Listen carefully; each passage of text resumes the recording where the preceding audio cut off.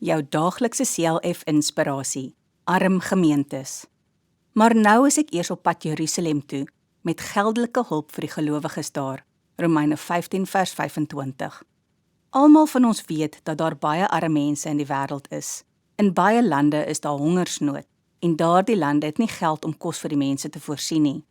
Hier in Romeine skryf Paulus van die mense in Jerusalem wat arm is.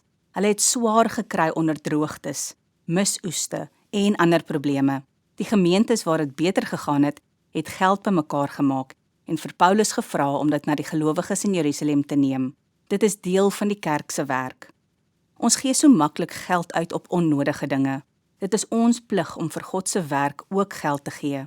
Ons ontvang so baie van die Here en daarom moet ons uit dankbaarheid ons deel doen, dat ander ook kan lewe. Probeer om altyd iets af te knyp vir die saak van die Here. Kom ons bid saam. Vader in die hemel, dankie dat U vir my sorg. Laat my ook vir U werk bydra. Amen.